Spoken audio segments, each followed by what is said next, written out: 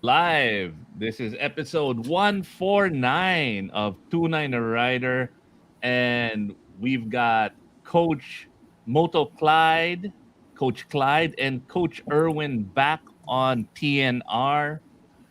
We had such an awesome time with them a couple of weeks ago. We did the course. And we'll talk a little bit about that. And Coach Clyde and Coach Irwin will give us real time grade about and feedback on how badly we did. Uh, may konting videos then. But today we're going to be talking about group riding tips, how to ride safe and responsible as a group. And I think that's really important. May group ride kami ni Maki the other day. I won't say with whom, pero sana dumaan sila dito sa class ni Coach Clyde. Napapanahon, di ba? Dahil Oo, pare. alam mo naman ngayon, ang daming mga na-aksidente at na-issue. So, Speaking of, our last guest was sila Naj and sila Monch, Moto Monch, di ba? And Naj was in Cotabato. And the next morning, he got into an accident. Oh, what's going on? Wala na tayong intro. Walang countdown. Live na eh. Yun, okay. Yun. Ayun pala. Bago si Jasper. So, not counted Jasper. Pero pag nakita ni Bianca, lagot ka. lagot ka kay Bianca. Lagot. Alam mo naman, nakakatakot si Bianca. Pag nakita, isang tingin lang galing kay Bianca, iiyak ka na. Sino kasama natin ngayon, Iba? Yeah, we've got Coach Irwin and Coach Clyde. Uy, nakahabol si Buck. Yan, si Bak. Okay na yung kamay niya. Ha? Hindi masyado. Hindi pa. Nasobrahan yata. Pare, minessage ako. Sabi niya, Iba, baka gusto mo yung helix ko. Sabi ko, oo ba? Kasi kailangan niya para sa doktor, 'di ba? Gastos sa doktor. Pare, if I get the helix, sagot na yung problema ko. Yung may bike kami ni Grace, 'di ba? Biglang he went to another doctor. Sabi ng isang doctor hindi kailangan operahan. Gago yung doctor niya. Sayang. Cast lang, okay na. May na. Kakainis. May libre ka, may helix ka na tuloy sa Oo. Dream bike ko pa yung helix. Oh my God. So, pag-usapan din natin yung mga event that's happening. Daming event. Yun nangyari just last weekend. Yeah. We had we Ride as one. Ride as one with Ride as Ducati one. Philippines. Tapos nakita ko yung picture, all around the world pala talaga siya, no? Oo, sabay-sabay.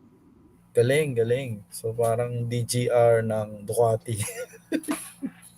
Yan. Pare, DGR. sinoli namin ni Maki kagabi yung pinahiram sa amin na Ducati.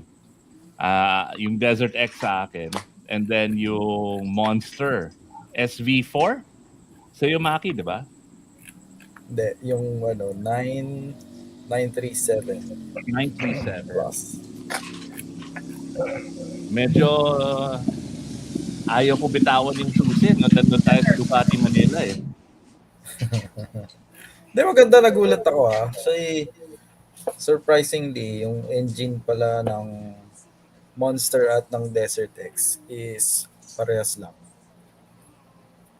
So, nagamit ko yung Desert X panandalian. Pero sana mas matagal. Mabigat kanina yung rate. Max.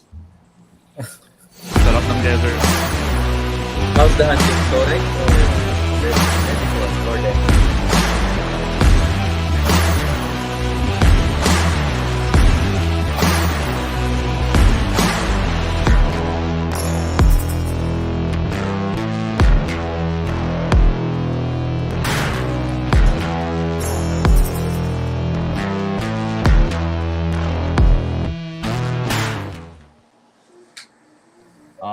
right. Uy, Buck, Uy, nandyan ka.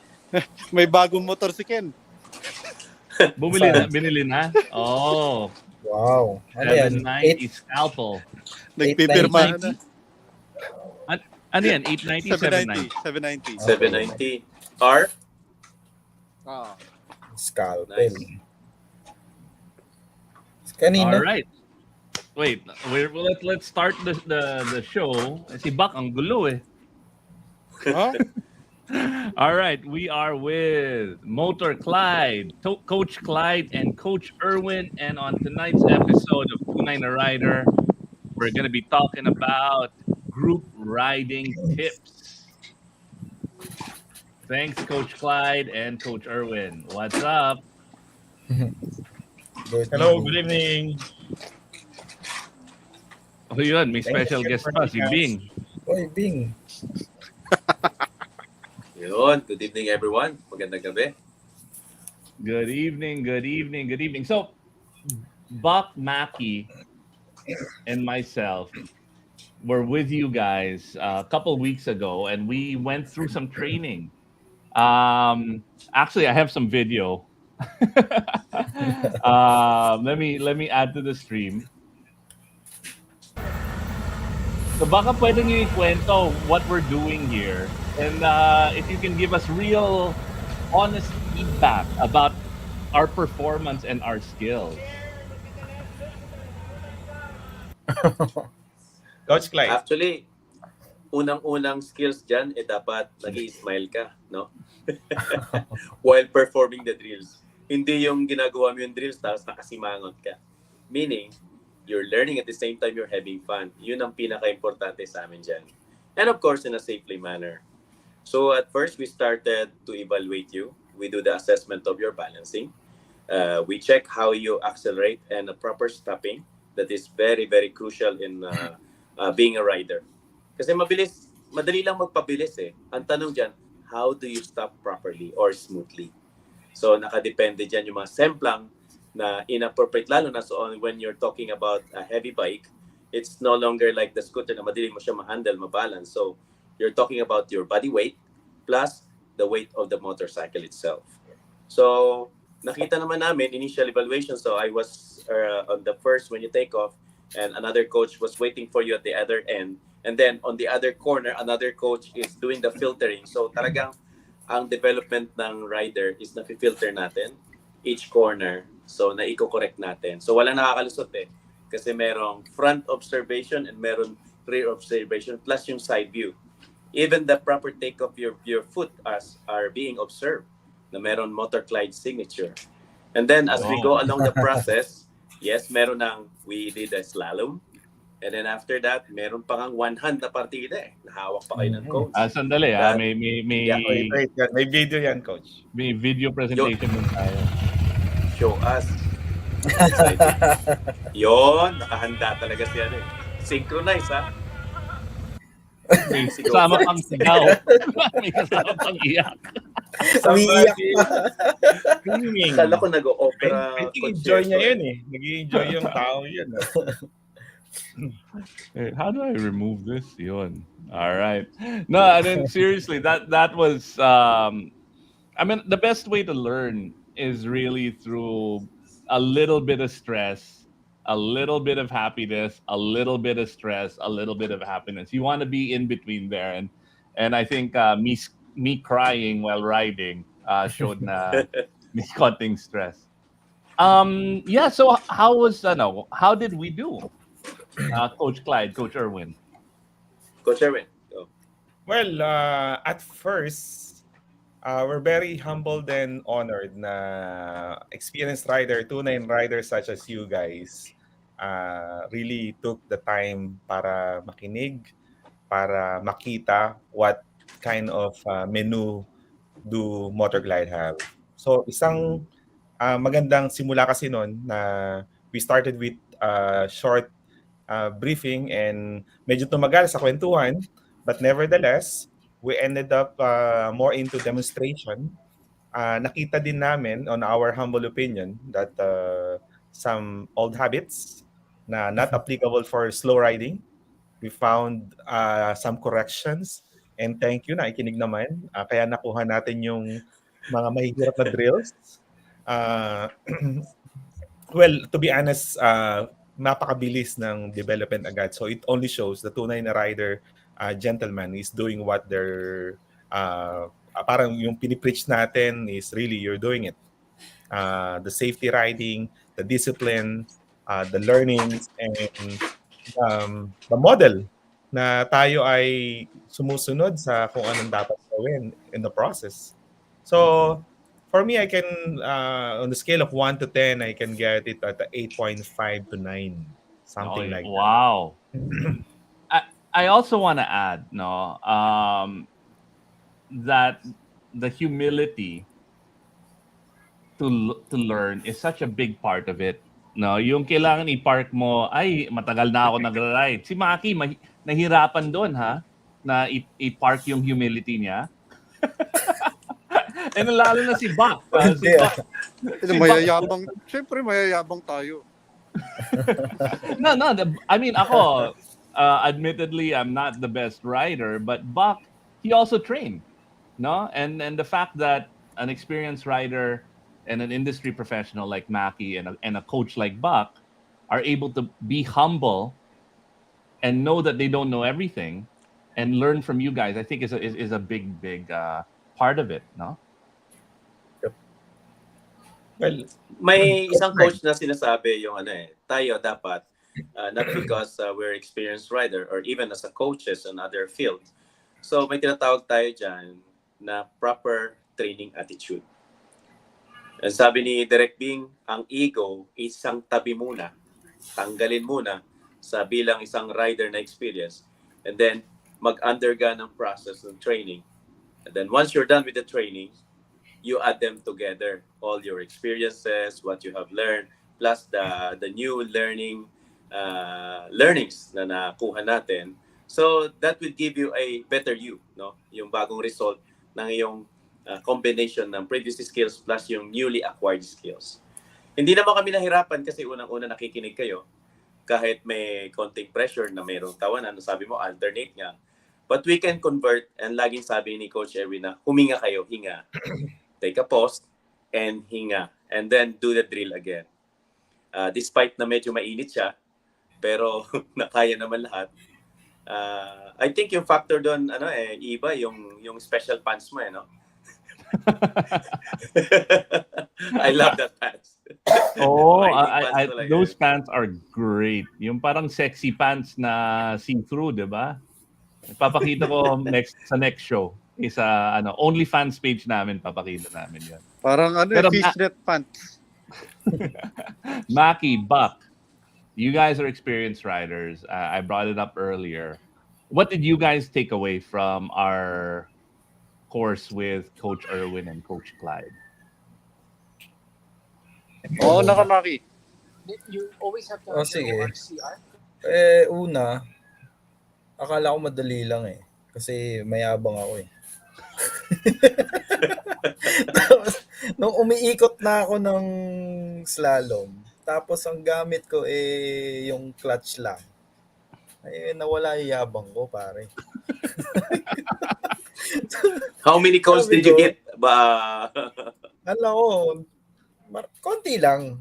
May mga tinamaan ako, pero syempre, as much as possible talagang ayoko siyang tamaan. Pero mahirap talaga Hindi ko na-imagine na iikot ako ng paes.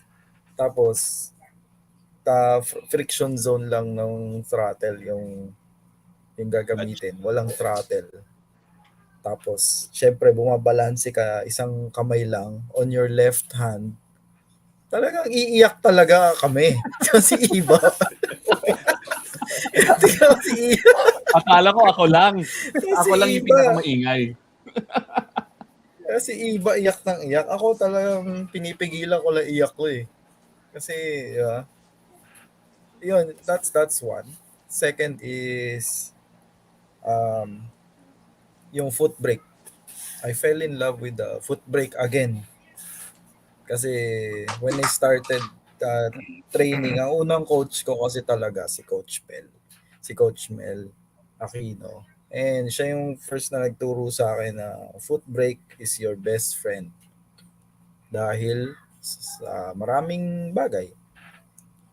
Tapos, every time that I use different bikes, ano na eh, high-tech na eh. Puro high-tech na yung bikes eh. May ABS, maganda yung preno, Brembo, ganyan. So, talagang matetempt ka talaga gumamit ng front brake dahil sobrang high-tech na ng bikes. But when I trained again with Coach Clyde, parang na-refresh ako dun sa idea na mas safe pa rin talaga mag-brake using the rear brake. And totoo nga. I mean, imagine mo left hand clutch friction zone lang. Tapos ang preno mo lang is foot brake.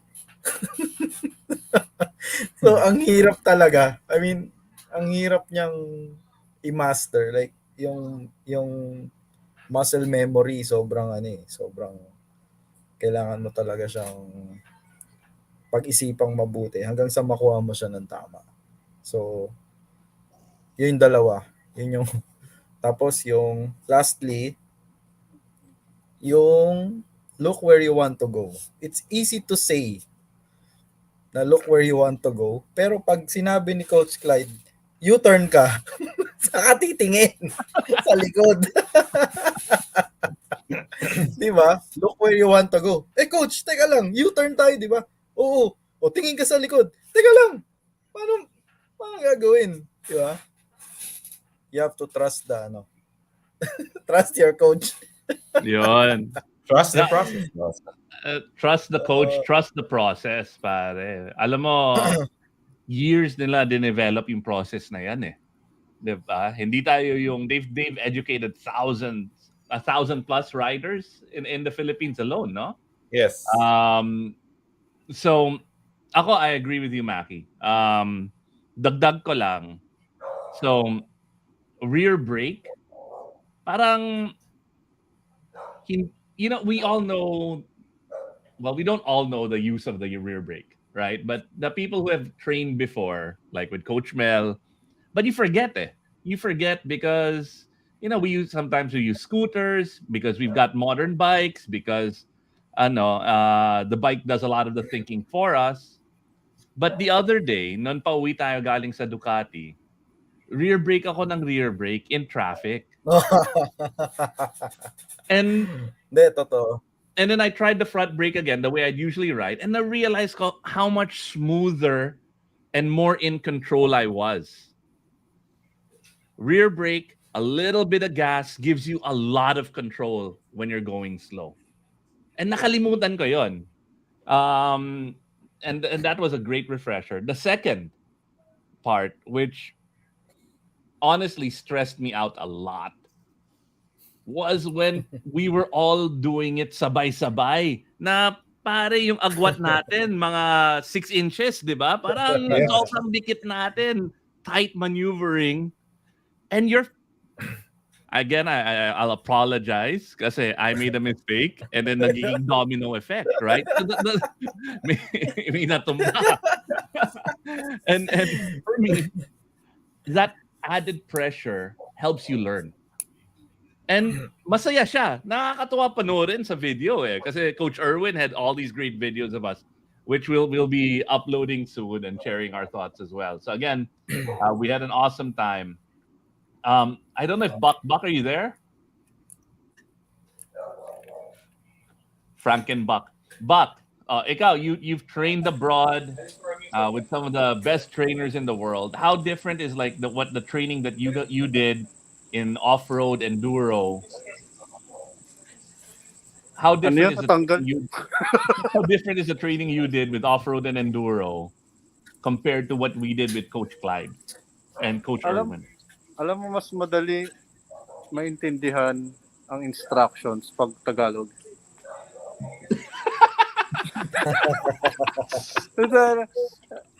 Problema minsan pag English yung instruction, nalilito na ako. Aleman pa, no? Ang mas malupit, yung English nila hindi English kasi European sila. Pero ang napansin ko lang, mas magandang mag-training, magsama ka ng mga kaibigan mo. Kasi mas enjoyable siya eh. Kaya kung ako sa inyo mag-enroll kayo kay Coach Clyde, mas marami kayong magkakaibigan, mas okay. Coming soon Diba? yan. Tunay na rider. MotorClyde training. We'll make that happen. We'll make that. Ano, convert na kami. Convert na Teka, kami. uuwi na pala sila Bing. Naiwan ako dun sa garahe ng may-ari.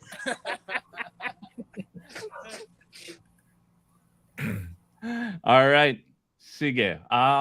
So now, let's talk about group riding. So we did individual training.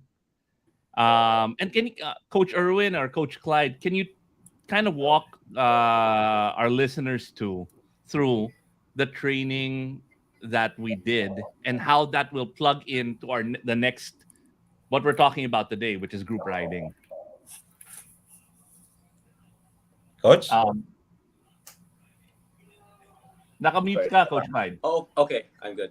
So first of all, when you talk about group riding, it's a combination of skills, meaning na-acquire mo na yung training skills mo as individual and then kabisado mo yung handling na motorcycle. Now, putting yourself into a group. So it's another level of skills that you need to acquire. It's a combination of your skills plus the other rider. That's why when we did the slalom, yung synchronized movements natin, hindi ka pwede magkamali eh. Kasi it's gonna cause you a domino effect. So likewise, either si Bak mauna, si Maki ang mauna, walang pinagkakaiba sa rate ng speed nyo, sa handling, sa head and eyes, we are already synchronized. So that gives you a proper orientation na pag nilagay kayo sa group riding, madali na lang i-adjust to your proper distance, like i-discuss natin mamaya yung group formation such as single file and staggered formation, what are the difference and when to use it. So through this intermediate course that you have done, it's a prerequisite na talagang nakapag-undergone kayo ng training. And yung mga bad habits natin, like katulad sa sinabi mo, let's say na traffic kayo sa S-legs, tapos yung dati, kumbaga hindi ka smooth yung stop, tapos yung mga parang staccato delikado yung sudden brake. Pero through that tight maneuvering and slow drills natin, so very smooth na and suabe talaga yung So meaning, mas komportable ka na. Regardless kung mabilis yan or mabagal, you have the great understanding of your skills and controls na motorsiklo. And madali na siyang i-apply sa group riding. Yun. Go ahead, Coach. Well, additional lang, what you did is a psychological preparation then. Because technically, it's more into trusting one another. You can imagine if you're gonna ride with some people that you don't know really. And worse is, alam mo sila na isasama mo, pero alam mo kung paano sila mag-ride, then you ended up behind them. So how are you gonna handle it?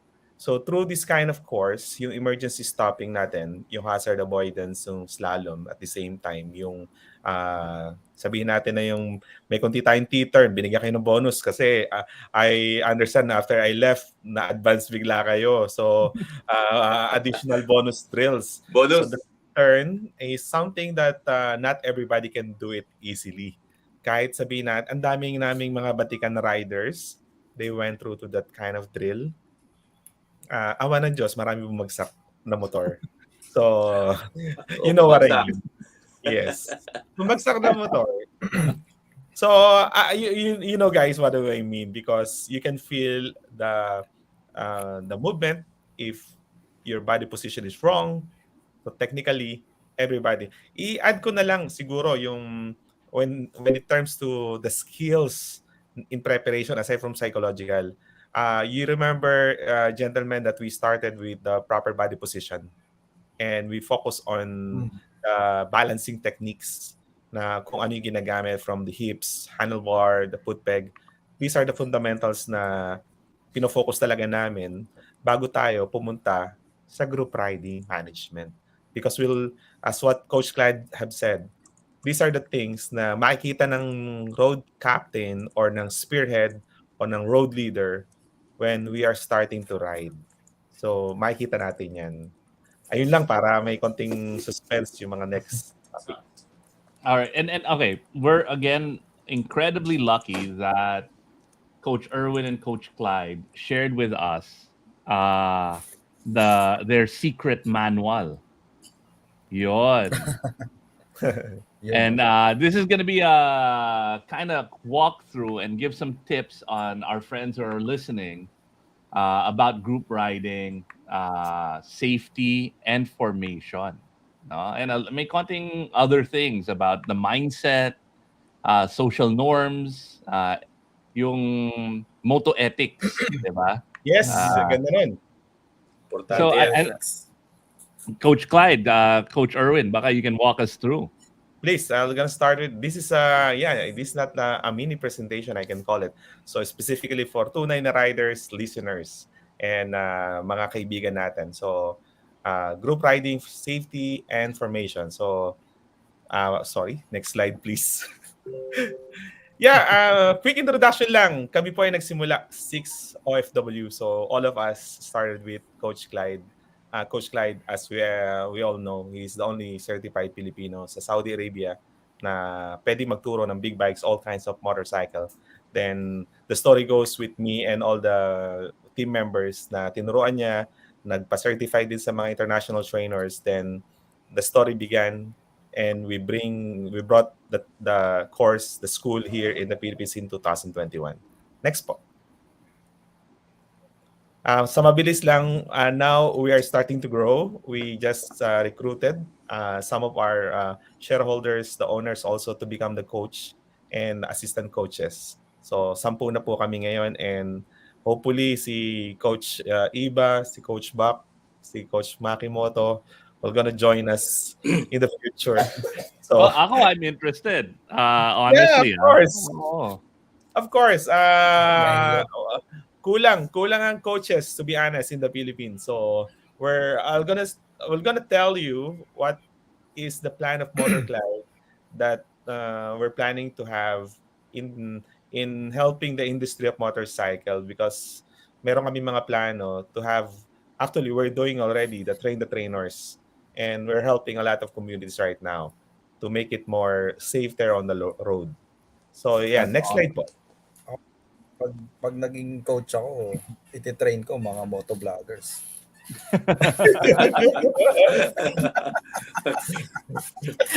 Okay lang. Okay. Go ahead. Sorry. Okay, we do have a lot of course, the regular training courses. The first course that meron kami is yung Learn to Ride or Basic Safety. Then the intermediate course, the Advanced Stage 1. Your course is supposed to be intermediate course, but I think Coach Clyde elevated that with the 2 drills that you had extra. So the course is customized. Yeah, perfect. That's the stage 1. Congratulations, Makimoto. Advance. And- Yes. Yes. So the advanced stage 2 is more into competition level. And yung ating topic for today is the top of the line course natin. Sabi namin na special Road course. leader. Sarap pa rin. Road leader or group riding Basta may management. driver. So, yan ang aming specialty of the house aside from yung ginagawa natin. Then, yes, we do have Alam special mo, courses. yan yung Group gusto ko training. matutunan. Yung Alin po? paano hindi mahilo sa mga cones.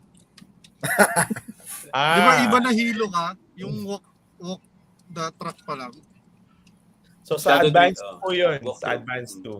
So we do have a lot of trainings undergoing an adventure training as well. So unlimited po yung aming courses. Okay. Next slide po, Brother Riba. Just to show the listener and the people who's watching in our event right now. Ang training ground po natin, we can accommodate 16 big bike riders at the same time.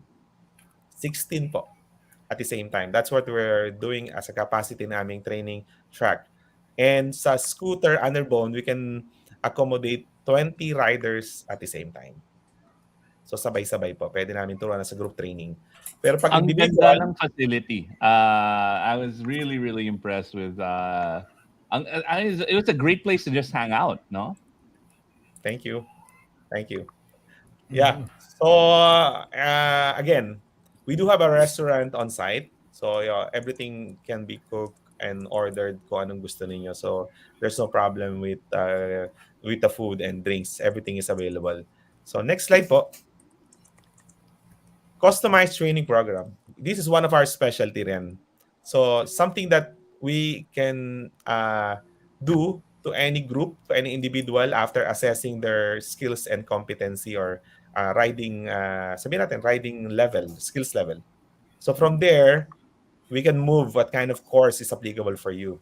And sometimes, kung kakilala namin or kahit hindi namin talaga kabihasa, we can assess them if they wanted to know what kind of level course dapat nilang kunin. So, isa yan sa ginagawa natin. Next slide.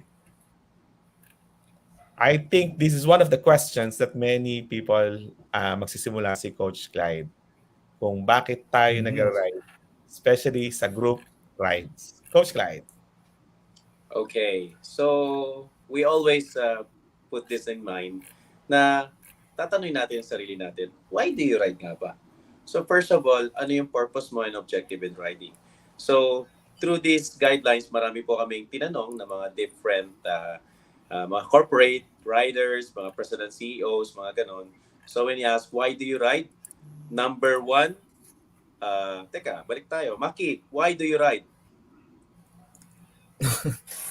Mayabang Why yan. do I ride? Para sa Mayabang ako content. Hindi. Hindi ako ganun. May mga iba ganun.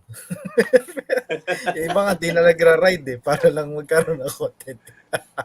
Hindi, syempre, na-enjoy ko pa rin kasi siya. At saka, I want to travel all over the Philippines and outside the Philippines through a motorcycle. Yun talaga yung reason ko bakit ako nagra-ride. Okay. So, ayos yan. Si Iba, na-pressure ulit mag-big bike, no? Why do you Well, wanna ako, ride? I love riding because it's the only hobby na medyo parang practical rin. Every day you get on a bike, even if you're just going to work, enjoy ka, kahit mainit, kahit ma-traffic, parang it's a practical hobby, but it's also a lifestyle. Yes. That's why I love riding. No? Okay. Si Coach Buck, Ako bakit health, ka personal nagra-ride? health. Ah, Reason ko personal health and friendships. Nax naman. okay. Ganda. Yes. Out of Ako those hindi ako answers, nagra-ride, no? hindi ko Yeah. makikilala si Coach Clyde, di ba? Tsaka si Oh, Coach. syempre. So, Idol hindi ka ako nga. hindi madadagdagan yung yung mga friends ko. Okay, number one answer out of those one is yung unang-una is a stress reliever, no? At the end of the week or end of the day, pag nakapag-ride ka, yung feeling mo na parang kang na-refresh. And then second, yun nga yung parang ride therapy. Tapos yun, you develop new friends and you get along more with your family.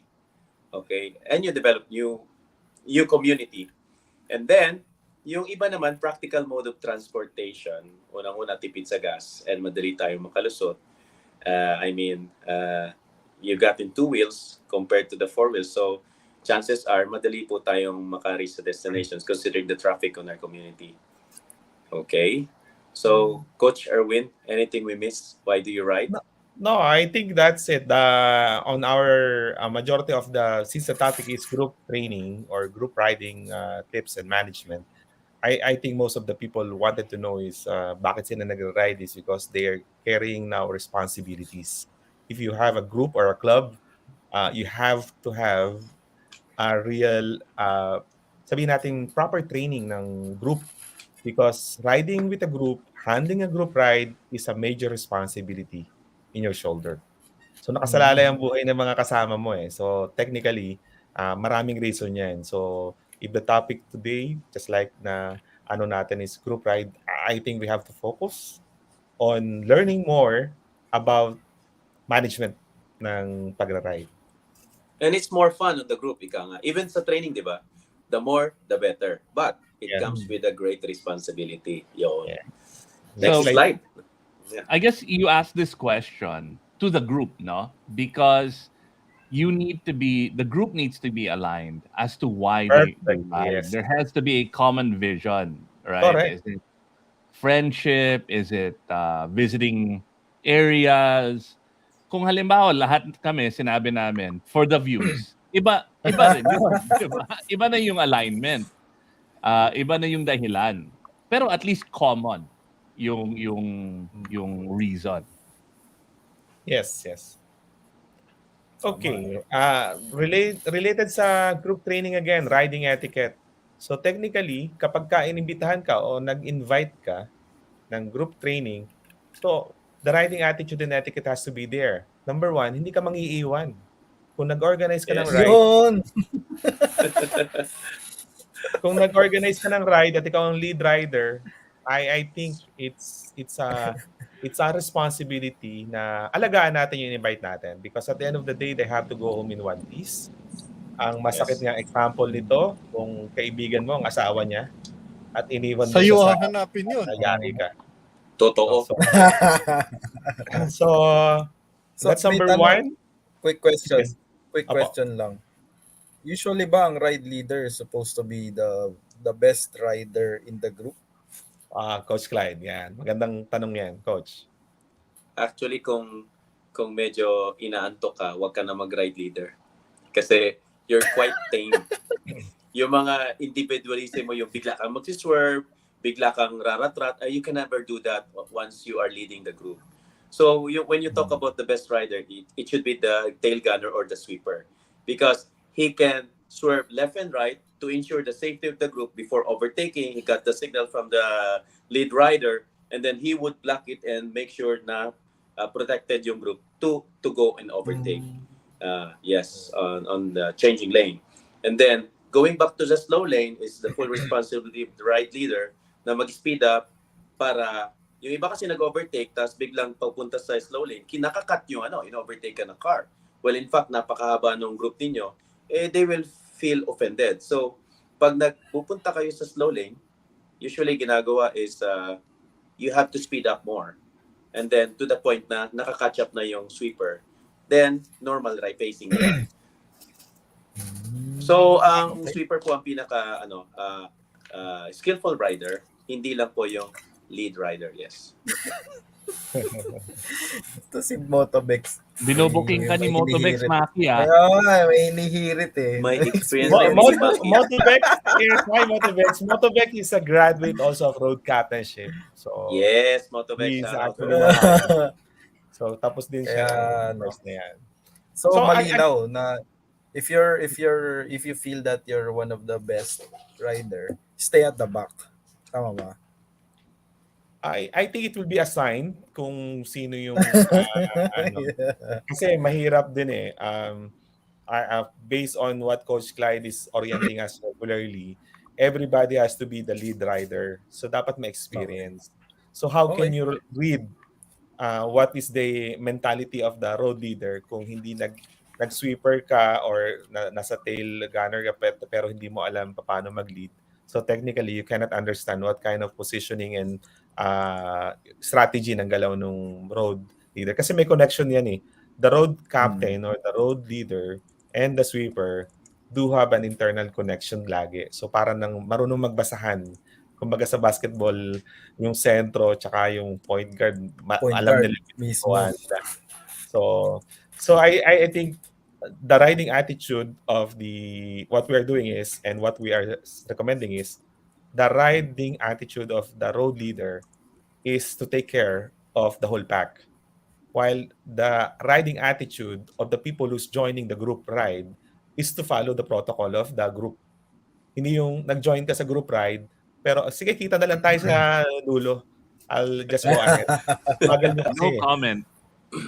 So, technically, we're not encouraging that. It's not a group ride. It's not even safe. Parang sumama ka pa sa group ride kung solo ka din lang, di ba? So, Yes. we're not encouraging that. So, that's Yes. Coach. One more thing to add, Coach. yung pag-join sa group ride is not really a mandatory, but it's a privilege, no?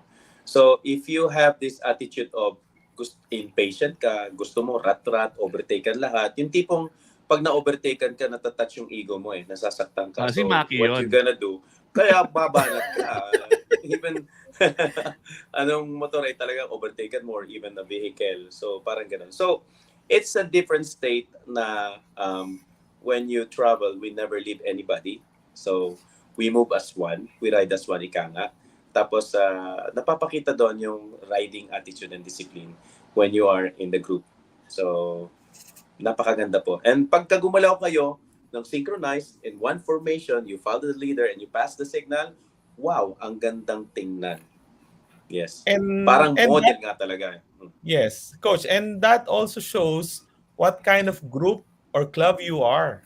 Kapag ka nakita yan ng mga Mismo. commuters, nasasabihin, wow, Mismo. how disciplined, how organized this group ride.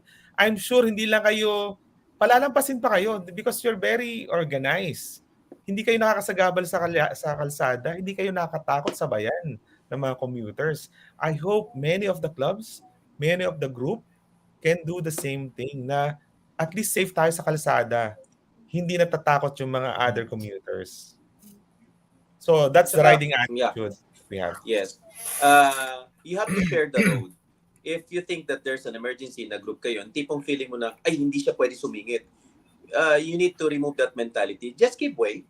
Let them pass, especially if they would like really to do an exit and considering na medyo marami yung grupo. So just give them way and wave at them and then you can reconnect with the group. Kasi pangit po yung feeling niyo, kayo lang may mag-ari ng kalsada. It doesn't work that way. So yung aming experience abroad, we adapt it on a Philippine setting. So we need to adjust also based on the road condition, traffic condition, and to the community and environment. So kailangan po tayo, flexible tayo. And we have to ride on a safely manner. Yung pang ang ating goal sa group riding. Next slide ko siguro, Coach, no? Hindi, last na lang, Sir, Brother Eva. One of the recommendation that we are doing sa riding attitude or etiquette sa group ride is people who is on the group should be willing to be corrected. Kasi kung minsan pasaway siya, so tendency is mapipikon kung pagsasabihan ng group leader or the organizer. So when you attend any group ride, just be humble enough na pag may pagkakamali tayo, if we will be corrected, accept dapat natin. Because sabi nga ni Coach Clyde, it's a privilege na sumama ka o isinama ka sa group ride. Lalo na kung nilibre ka na niya. Di ba? Dapat makinig ka. So I'm just sharing that. Next slide po. Coach Clyde, ikaw na yan. Sige po, next. Yeah. Ito po, this was taken 2015.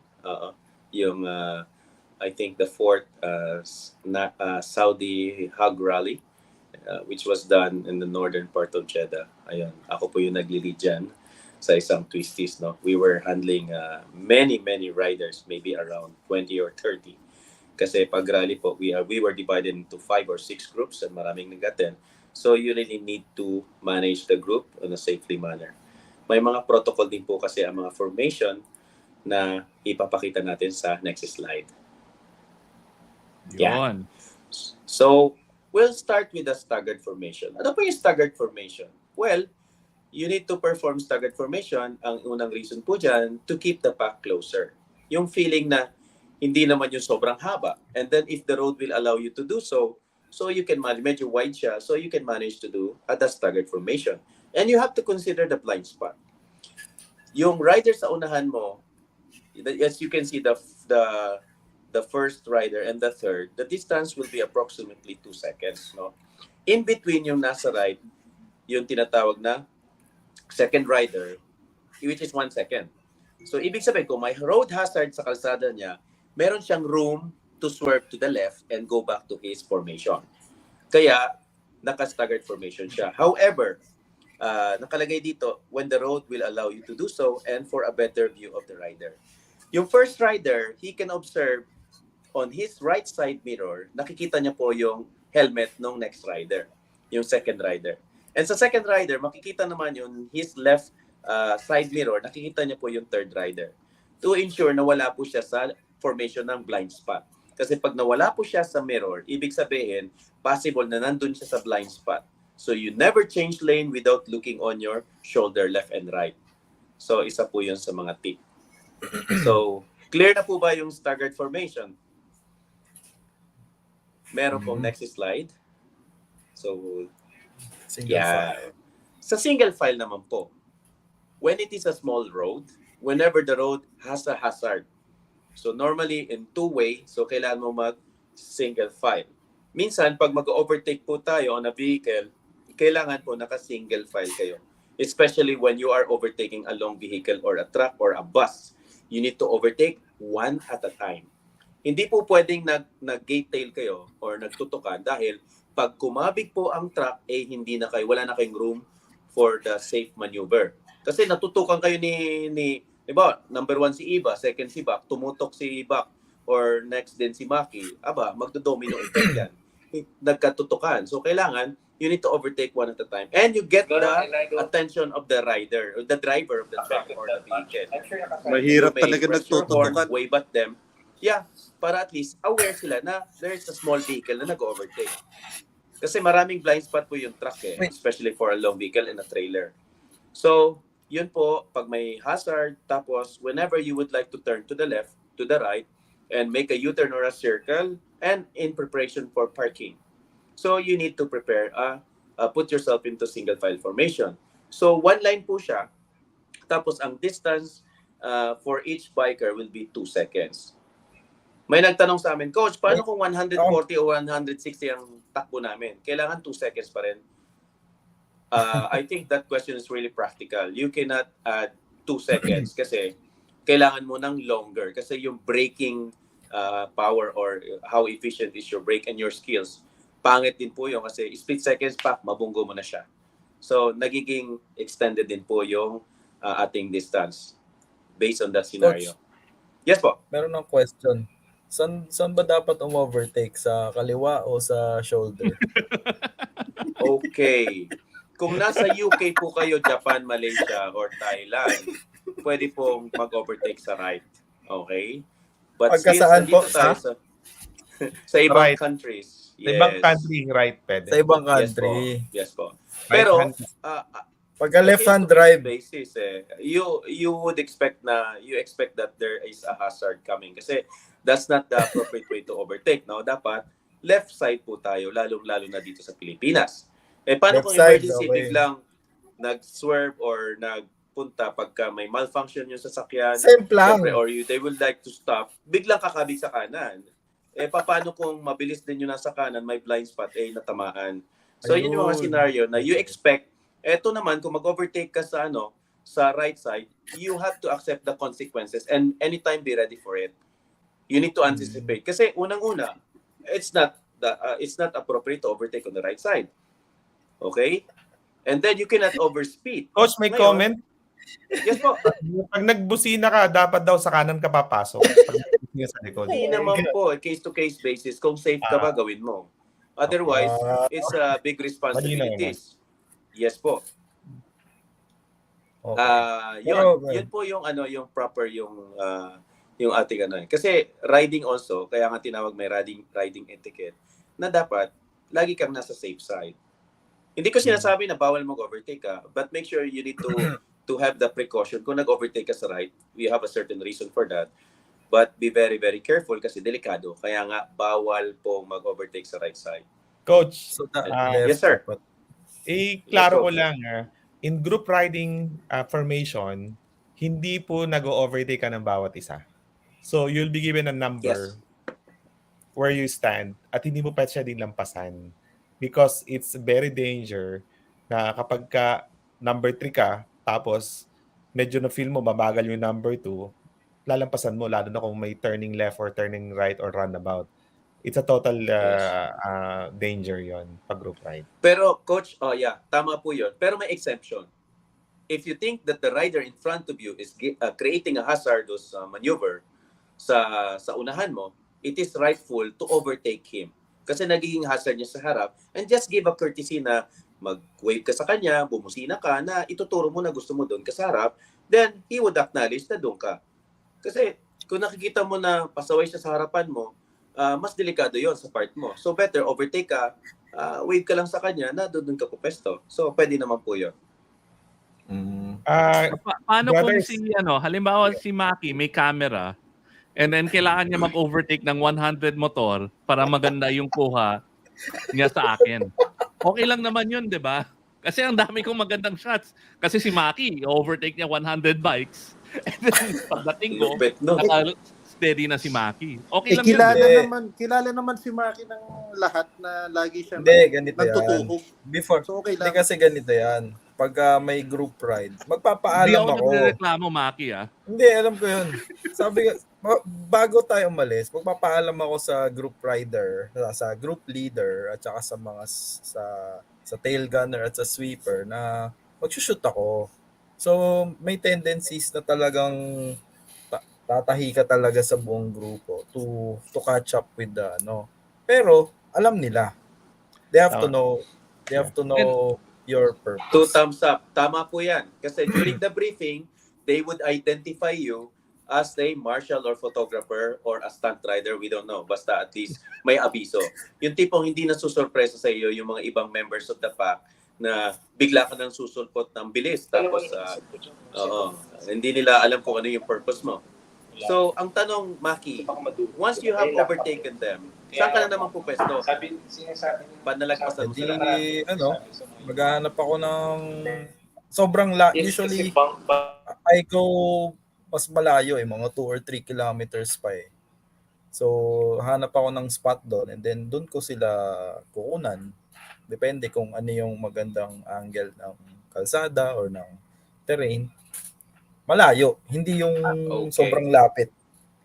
Okay, good. After mo sila nakunan, babalik ka sa grupo. Saan ka po pwesto ngayon? Susunod muna ako sa sweeper sa likod. Para i-signal si sweeper na kaya may cardo, sasabihin ni sweeper sa group leader, nandito na ulit yung photog. May tatahi na. So, advice lahat. Okay. Ngayon, tapos papaunahin nila agad. Yes. Parang pwede ang kang bait pumesto ni ulit Maki sa kwento sa harapan niya. ng sweeper once nag-rejoin ka. Yes. Kasi po, ang sweeper minsan naka-auxiliary light yan and alam ng ride leader sa dulo na si Maki lang ang may setup. Yung sweeper or for example si Bak, siya yung may setup na sweeper na ganito. Kasi baka mamaya mapagkamalan si Maki na yung sweeper kasi siya yung nasa dulo eh. So, balik siya sa formation in front of the sweeper. Yes, Coach. Yung tanda mo ginawa natin sa Saudi Arabia when we are taking some videos and shots. So, yung parang photographer natin, ikaw yun or yung isa kasama natin, pinagsusut natin ng separate vests. Parang that's it. Pwede. Remember? So, parang identify siya. Yes. Yes. Para at least kung peripheral vision, kapag sumingit siya, just in case na kailanganin in between, bibigyan siya ng space. So, that's also helps sa group ride. Kung napapag-usapan yon before the ride. I have another question. Pag group ride ba, is it better that everyone from your group is naka-hazard light or hindi? Nope. Okay. Case-to-case basis. Kasi nung pumunta kami, for example, sa Philippine Air Force, sa Villamor, instruction sa amin ng Marshal, maka-hazard to identify na nakasun kami sa kanya. But on the normal road, we don't suggest na naka-hazard ka. Bakit? Paano malalaman ng sasakyan mo sa likod kung saan ka pupunta? Unless mag-hazard ka kung pinaka doon ka sa pinaka slow lane, that there's something wrong with you na to avoid you, iwasan ka. Pero kung nasa gitna ka ng kalsada, you cannot keep doing the hazard because you don't know, the riders behind you doesn't know whether you're gonna turn left or to the right. So wala kang ibang sign sa kanila. Precaution lang. Okay.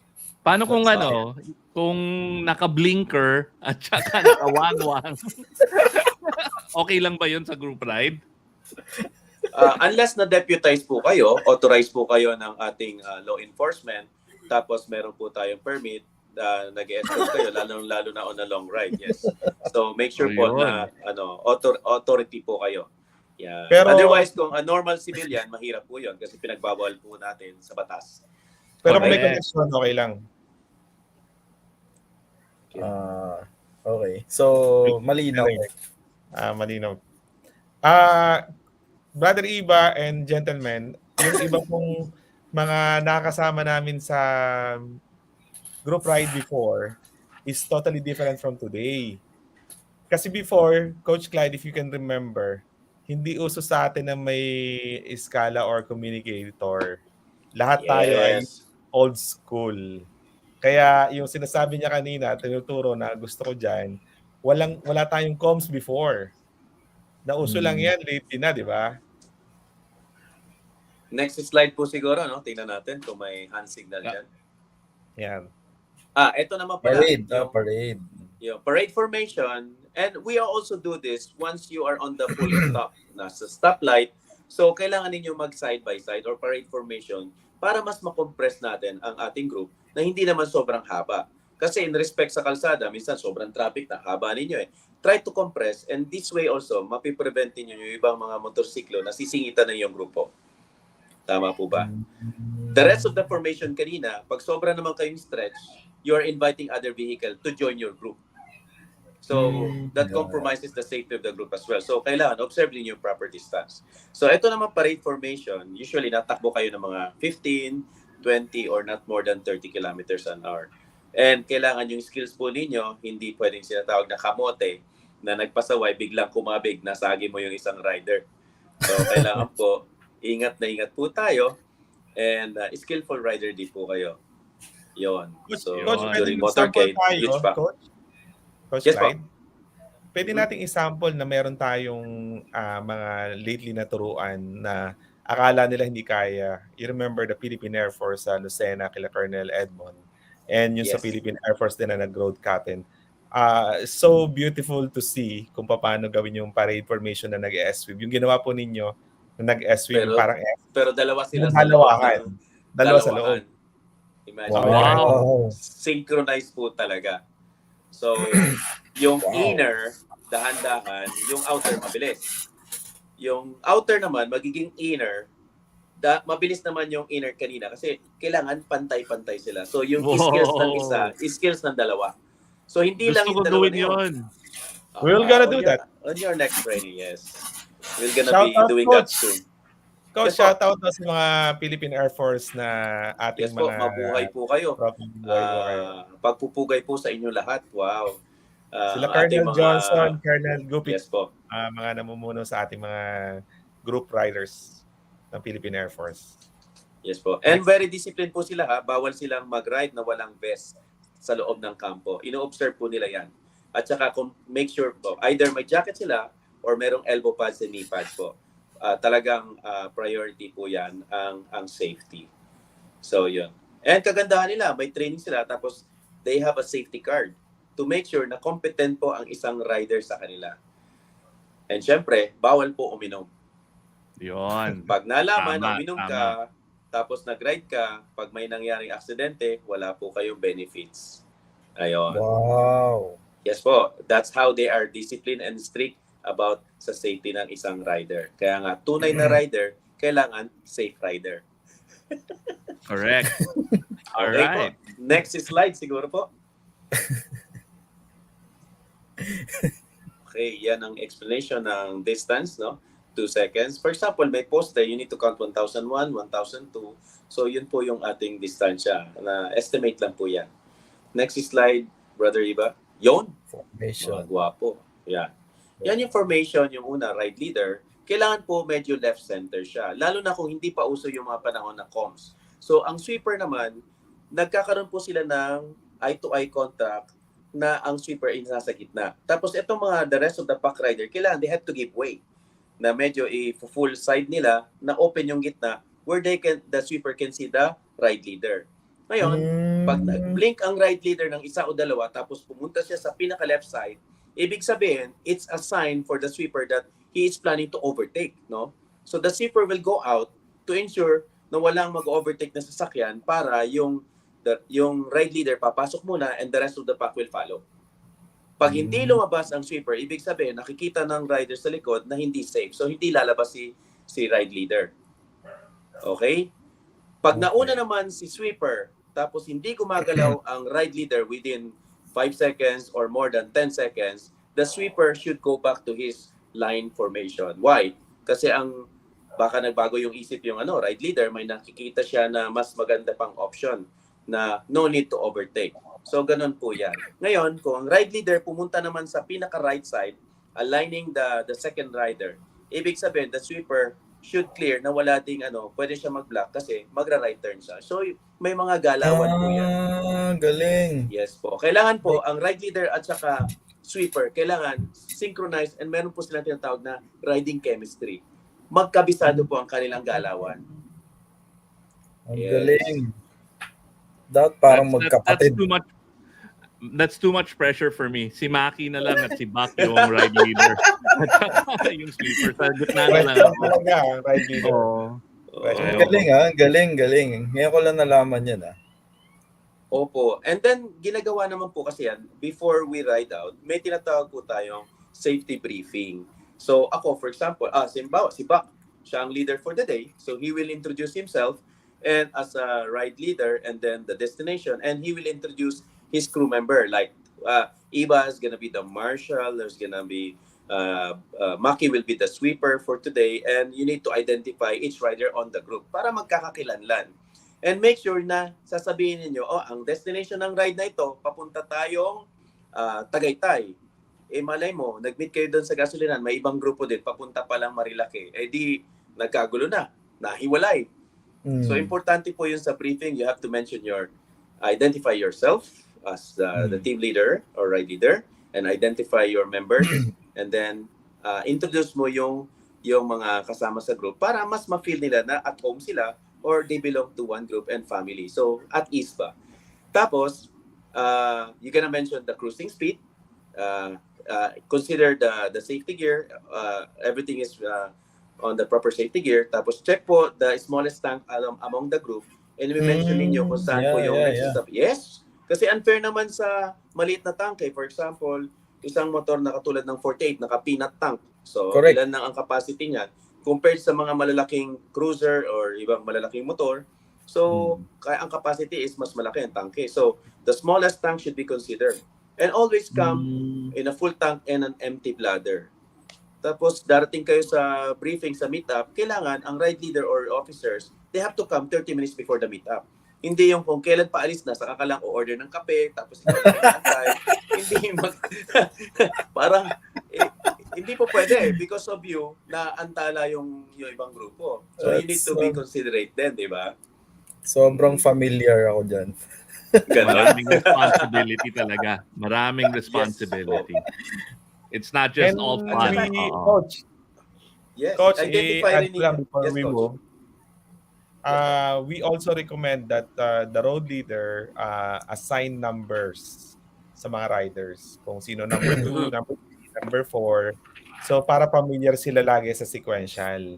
Because that will help also kung sino mauna, sinong pangalawa. So at least they protect each other.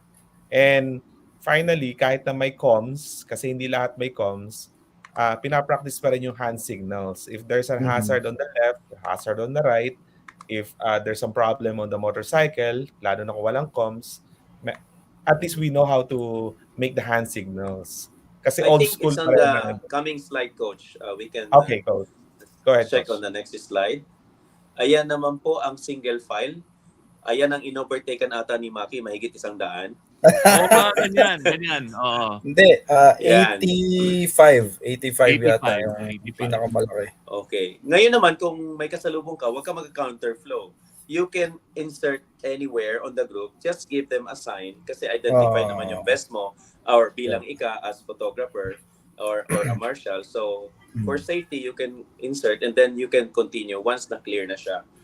So, yan But, po ang I mean, to information. be And pwede rin tayo Yes po. In Maki's defense, no, there are 2 times we did that, and it's really one of those massive groups like libo or hundreds na Wow. medyo mabagal. You know, yung hindi namin gagawin 'yon kung like 10 lang and mabilis yung takbo. You know what I mean? It's really one of those kind of ride events namin gagawin. Yes po. And make sure po na skillful rider din po yun. Yeah. Yep. Next slide. Yep. Nawala. Yes, next slide. Ayun. Single formation. Next slide po. Yan ang Parade. parade formation. O walang In some other helmet, oh. countries, kahit walang helmet, basta they should not exceed more than 20 to 30 kilometers an hour. Actually, sa Boracay, 30 to bawal po 40 ang daw. helmet eh. Oo, bawal po ang helmet sa Boracay. Ha? Kasi meron silang ordinance, May municipality ordinance. Yes po. Na not wearing helmets is not allowed. Na-prevent nila yung mga riding in tandems, no? Yung crime rate talagang bumaba. But they are not allowed to exceed more than 30 kilometers, I think. Yes po. Speed. May speed limit. Yes po. Bawal mag-overspeeding. So may limit po yon. Tapos ang mga non-resident ng Boracay, they cannot bring along their bikes. They have to put it on the island, siguro Katiklan, parang gano'n. Yes po. Next slide po. Oh, DGR, malapit na. Ayun. Oh, Parade si formation. Si Trina. Si Press ng Best Pakikay, shout out. Yeah. Oo nga. Trina, when are Ayan you po. visiting your coffee shop? Yeah. Oo. They're opening soon. Wow. Coach Erwin, ito na po yung hand signal natin. If you can raise them. Yes. Yes po. Yes, we do have a lot of hand signals, pero Hazard. internationally, ito yung sinusunod natin. Tinuturo yung hazard, Top of helmet. iba't iba yung slow down, fuel, stop, single file, staggered. Ang ginagawa namin, kahit sa Saudi, nire-recommend namin, pag single file, nasa taas siya ng ulo. So yung left hand, nasa taas ng ulo. So that means it's single file. Yung double file, yung nasa side. Staggered. Yung nasa side, staggered. If you notice, nakataas din. Kaya naman ginagawa yun, tingin ko, pag balitan ko daliri mo, hindi makikita ko single yan. Ulo. Maliit. Hindi makita. Ano bang sinay nun? Single o staggered? So, technically, it will be easy kapag... Paano yung may LTO sa harap? Pag may LTO sa harap, tumitigil sa sidewalk. Anong signal? Pag may LTO U-turn sa na, harap. U-turn. U-turn. Yes. So, there's a lot of hand signals sa pwede, Coach. Yes. Yeah. In addition po sa hand signal, na-observe po natin sa ibang riders po, nag-hand signal lang sila, bumabagal. You're not supposed to slow down. Kasi yung iba, nadi-distract, no? Nag-hand signal, tapos nag-minor. To the point na nag-i-stretch na naman, nagkakaroon ng parang rubber band effect. Sobrang bagal, tapos sobrang stretch. Bibilis na naman sila, tapos bibrake. So, kailangan iwasan din po yung sudden acceleration and sudden hitting of the brake. So, yun. Kailangan po left hand. Hindi po tayo gagamit ng right hand, but why? Because we have the acceleration on your right, and then you have your front brake. So, you have all the controls on your right hand. Whereas your left hand, once you're moving, you don't need a clutch. Especially kung naka-quick shifter ka, no? So, left hand will just give you you can pass the signal. And it's not necessary, by the way, to pass the signal. You only do so once you are comfortable doing it. Okay? So, any additional? Next slide, more discussion. So, yun. Oh, ito I think na-cover na po natin. So, galing. Yun po yung parang overall summary po, no? There's so much more to learn from doing the actual course. Now, iba yung theory, which is what we're doing now, and iba yung practical when you're doing it with Coach Erwin and Coach Clyde. And then I highly recommend, and we'll be organizing something soon with them, with Tunay na Rider. But ako, I have some tips then. I'm a geek, so I'm always looking at different ways to make things more efficient and effective. Use technology, right? If you're gonna go on a group ride, create a chat group, put the Waze links or Google Map links for your stopping points. Madali lang yon.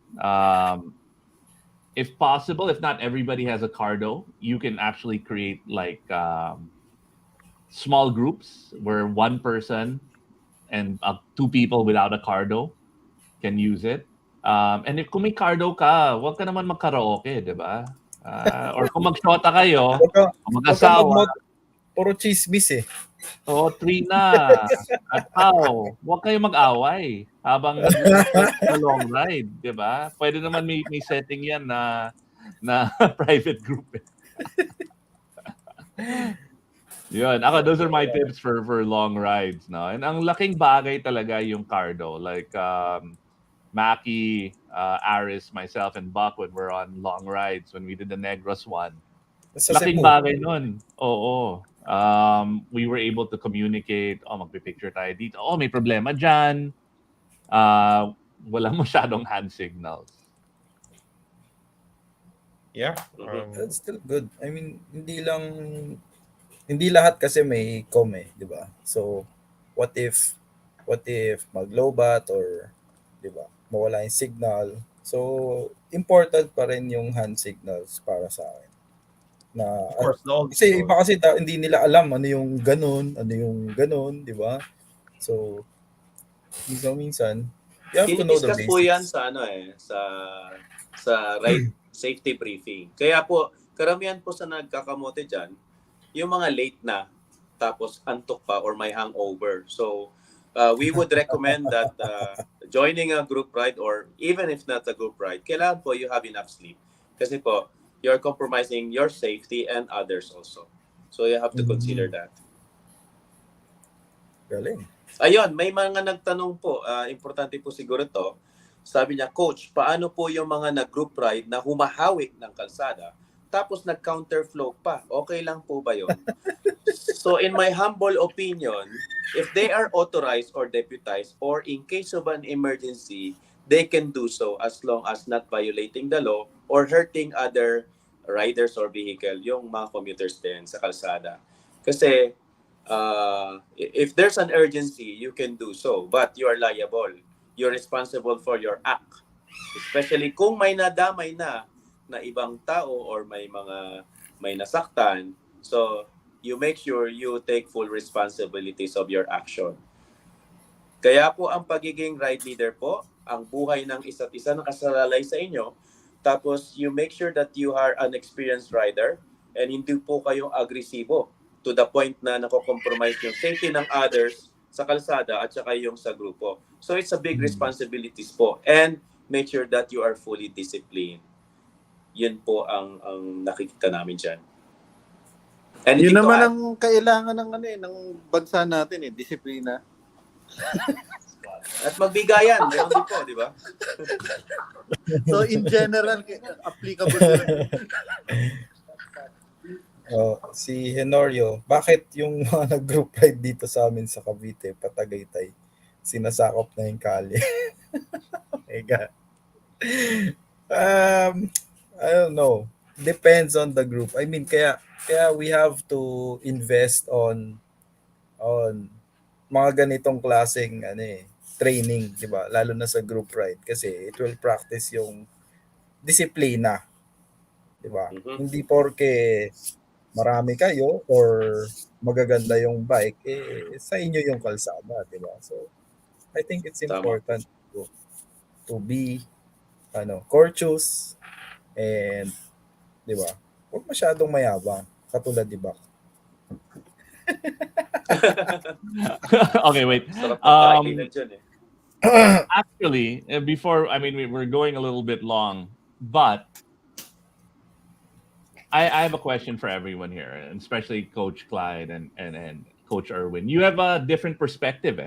Your perspective is how group rides are done in developed countries, no? In Saudi and kung saan maganda yung kalsada, walang kalabaw, walang aso, walang where people generally follow the rules. Dito, the rules are kind of a suggestion.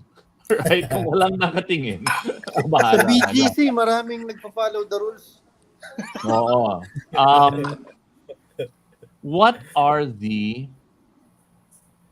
biggest problems that you've seen in group rides in the Philippines? Ano yung that need to be corrected? Okay. Coach Clark? Yes, during experience ko lang po, no, kasi mag 1 year pa lang ako dito. This is coming month of June, end of June. Nung last month po, during Holy Week, I was returning, came from Bicol. Yun po yung Sabado Santo at Black Saturday. May na-observe po akong group of riders, no? May mga marshal pa sila, may mga radyo, but I don't know where are they going. Meron nag-overtake sa right, may nag-overtake sa left. They are really quite disorganized. So, paano naman kaming mga sasakyan? So, as much as possible, as a rider na nagdadrive ako ng 4 wheels, I would give way. The problem is, may nag-overtake sa right, may nag-overtake sa left. So, kailangan, magkaroon din po kasi ng proper training, no? Disiplina, ang kanya-kanyang group, at saka mga rider. Ang problema, feeling nila, sakop nila lahat eh. Lalo na, sorry it's not just about the big bike, I'm talking about in general. May mga scooter din pong gumagawa. No? Tapos naawa po ako nung medyo rough road na paangat kasi may tumumba. Kasi in-overtaken din, puro alikabok na. So pag nag-group ride po kasi, hindi po siya parang karerahan eh. Ang kukulit, kaliwat kanan. Kailangan mag-ride po ng formation kasi po nadi-disturb din po nila yung ibang mga sasakyan. Nakakalungkot pong tingnan, kundi po nakaka-affect din sila ng safety namin tsaka safety nila. Kung saan lang po sila kaliwat kanan pupunta. So yun po ang na-observe natin. So siguro what we can help, nag-outreach din po kami. Nagbibigay din po kami ng mga tips sa mga kanya-kanyang club. And it's not because our business is teaching. At the same time, our CSR also, we reach out to the community and we educate them on public. Kaya pag kada moto tambike naman na ginagawa namin, nag-share po kami ng konting advice based on our humble experience na in Philippine setting na nai-educate po natin ang rider. Kasi masarap po na pakinggan ng rider umuwi ng safe sa kanilang pamilya. Nakakalungkot isipin pag may na-aksidente, lalo na malapit sa buhay natin, kamag-anak or very close friend or kagrupo na nasasaktan. Kasi wala pong safe sa kalsada eh. Anything can happen. Kailangan mo lang po talagang i-anticipate. Bawal din pong agresibo. So yun po ang nakikita kong advice para sa ating mga community riders po, no? Lalo na kung may mga rally or yung mga loop na yan. So kailangan po properly oriented sa safety. Wala naman po masama eh. Magka-grupo tayo mga 1,000 riders dyan. But make sure also, we give chance also for other na road users. Tama po ba? Yun. So I mean, I agree. There's safety in numbers if you do it the right way. If not, it's dangerous. So Tama. when you guys are all overtaking one at a time, boom, boom, boom, diba? Overtaking the same spot, and then sunod-sunod. Huwag ka mag-overtake sa kaliwa, then biglang may mag-overtake sa kanan, then biglang may mag-over, diba? The person in the car or a motorcycle, they don't know where to go. Mismo. What you're doing endangers the rest of the group. So all of these rules are actually meant for the safety of everyone, including the other people on the road. Marami kasi talagang maliit titi ang Pinoy. May nagtatanong dito, si Raymond Reyes. Sabi niya, the most dangerous in our experience are riders in the group ride who have the I will ride on my own pace mentality. We brief this new rider to the group that safety is riding as pack and following the speed of the group.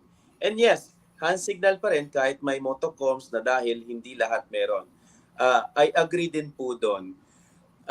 Kailangan po, binibrief din po talaga. Ngayon, kung hindi, sinasabi din po kasi sa ating briefing na we will ride at this pace, maximum 90 kilometers per hour or 100 na comfortable po kayo. Ngayon, kung hindi kayo comfortable sa speed, you don't need to race or catch up dahil sa ego mo na overtake. Let them overtake you. At then, makakarating ka lang doon. Kasi hindi ka comfortable, mas possible na on the curve, mag-overshoot ka. Tapos, ino-observe din po natin kahit may comms tayo, you need to give the hand signal. Kasi yung iba, nagsalita ng buhangin. For example, buhangin, titingin ka pa.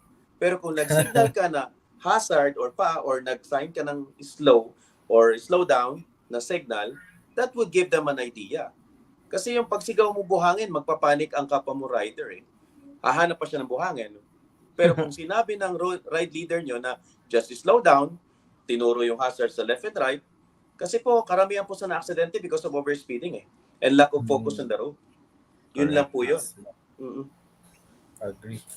Kayo, Siguro Coach iba, Erwin. Oo. yes, may answer to the question kung anong challenges dito sa Philippines versus the international setting is siguro yung pagpapatupad ng batas, that's number one. If may batas naman tayo eh. The only thing is it's not been followed and it's not strictly talaga implemented. People can get away most of the time sa mga small things. For one is helmet. So second thing is yung siguro responsibility ng mga dealers, mga manufacturers na meron sila dapat na social responsibility na yung mga bibili ng motor is really sabihin natin capable and responsible para magmotor. I know it's part of business, but nevertheless, if the government, the citizens will be working together, malaking bagay. Pero ang mantra kasi ng MotorClyde, maturuan namin ng isa, lalo na kung baguhan, one less kamote rider in the road will help also kahit papaano. So, nakakatulong na rin yun. So, I yun ang agree. aming agree. Honestly, a kamote rider. I mean, lahat tayo nag-umpisa kamote. Sa totoo lang the only reason that we are no longer kamotes is because we're educated. We learn. Diba? Ako, one less kamote rider is basically one rider that's been educated. Diba? True. One that's open to learning. True. All And right. it's our responsibility then to share kung ano yung small learnings natin. Just like what you're doing. And I really appreciate and we're happy from the MotorClyde team that Tunay na Rider is doing this kind of show, this kind of advocacy na maraming nare-reach out na itatama yung mga simple things sa pagra-ride. Because if all the shows, all the motovloggers, all the vlogs will focus on safety and responsibility and discipline, I think malaking bagay sa community natin. Correct. And speaking about responsible content creators, our good buddy Suki Moto is asking how much yung training, kung magkano pag-iipunan. Kasama namin sa Negros ride namin yon. Pero Suki, we will be organizing something with MotorClyde Yun. soon. We will choose random followers. Oh, Yes. random followers like Suki Moto. Pag-invite tayo. Yan. Stay Gagawa tuned tayo tayo. ng ride with Coach. All right. Again, thank you, Coach Clyde, Coach Erwin. Any final words of wisdom for the Tunay na Rider audience? Coach Clyde. Okay, higit po sa lahat, we would like to take this opportunity in behalf of MotorClyde Training Center. Ako po si Coach Clyde, Training Director. Hindi lang po bilang coach, I also learn from my students. So yan po yung sinabi ko sa una. No? Ang ating learnings po is non-stop. Every day we learn. We learn to become a better person, become a better rider. And we also have to learn to listen from other riders too, especially sa mga seniors. I wouldn't say old riders, no? Senior riders lang po sila. Lahat po yan, ang ating aim.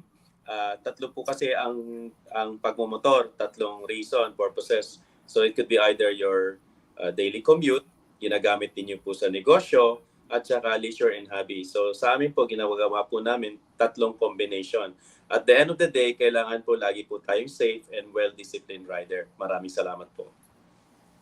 Yep. Oh, sandali before we get to Coach Erwin. Maki, nagpaparinig na. Diyan nakikinig, nanonood yan sa labas niyo. Si Oo. Chris, So, enroll mo na ako. Makimoto. Yan. so Pag-uwi. i-enroll na namin next time. Sama natin si Chris at saka wife ko, si Grace. Pero si Buck hindi Welcome. pwede kasi i-divorce na siya ng asawa niya kung sinamay sa motor.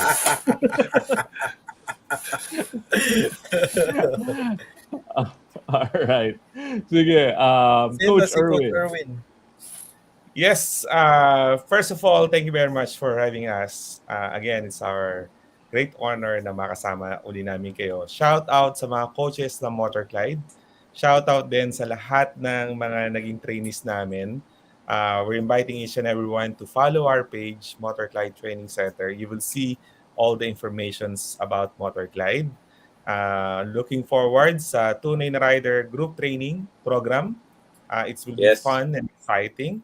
Ang mapayo ko lang sa lahat, same thing na sinabi ni Coach Clyde, be responsible tayo. Let's follow the law of the land, enjoy riding, and stay, sabihin natin, stay healthy and stay happy sa pagra-ride. So, thank you very much for having us. Follow the law of the land, pero that's why Buck likes riding off-road kasi walang batas doon sa bundok eh. Kasama na lang yung mga NPA. Now, but that said, speaking about, it turns out this is like our safety month, Matty. Next week, Yeah. we have Tunay na Rider First Aid with lifeline.com.ph. Alex Deacon, the son of James Deacon, is going to be coming in and talking about how to get certified, how to learn to be to do first aid. And we've also got our good buddy Johnny Uy, who is an EMT. He's a fireman. And when we did our Negros ride, siya yung ano namin. Siya yung nag-aalaga namin sa amin. If there's anything that happened, he's the guy who was trained to take care of us and make sure we're safe and healthy. Sayang walang first aid si Buck doon sa bundok eh. Di ba, Buck? Pinurse aid ko sarili ko. Oh, Tinornilyo ko nga sarili ko eh. tawag doon selfie. Okay. So- Invite lang po, sorry. Yes, sir. Before we forget, invitation po para sa mga taga Dabaweños. I will be traveling tomorrow. So on Saturday, we have a scooter training. It's going to be in Davao Global Township, organized by Bikers Group. Shout out para sa team Titus Dalisay, sila Sir Dan and Art and the team. We call it Moto Institute Group. So, ini-invite po namin ang mga scooter rider, not because marunong na kayo mag-ride, pero kailangan pa natin i-enhance kasi nag-upgrade po tayo ng ating skills as mas marami pa po tayo matututunan that would make us more safer and enjoyable, ang ating ride. Then, sa Sunday naman po, meron po tayong big bikes training naman. Ito po yung tinatawag na safety and advance, katulad nung nadaanan nila iba. It's a combination of all the skills that you have experience in your riding career, plus i-enhance po namin, i-customize din po namin yung mga weaknesses ninyo, i-convert natin into positive skills. And then, may mga nag-request din po, so meron po tayong extra 3 or 4 slots on Monday, kasi yung mga executive naman, organizer, meron, and you can join and enroll. So meron pa pong 3 or 4 slots po na available para sa mga big bikes. Open po ito sa any other brand. And shout out sa Harley Davidson of Davao, sa Wiltec, and Auto Hub, sa Triumph, Vespa, and Aprilia team.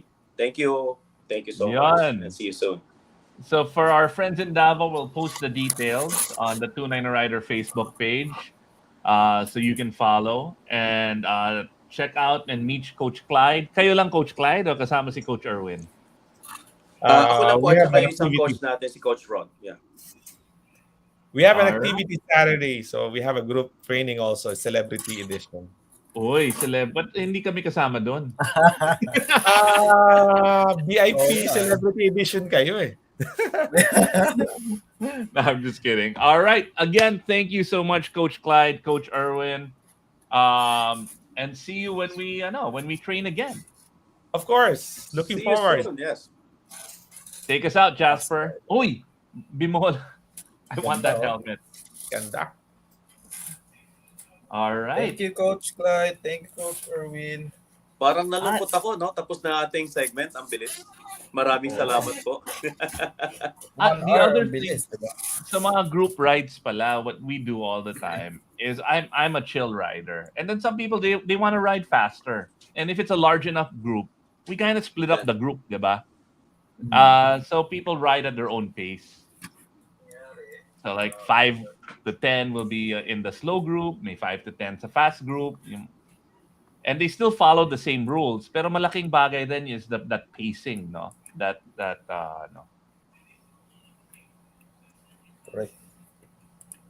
Alright. Yes, So, sa mga hindi po komportable na na medyo mabilis, so ginagawa nila is nagsi-separate group po kami na sino yung mga beginner. That's why we need to identify who are the new riders. Most of the time, our best practice, we put the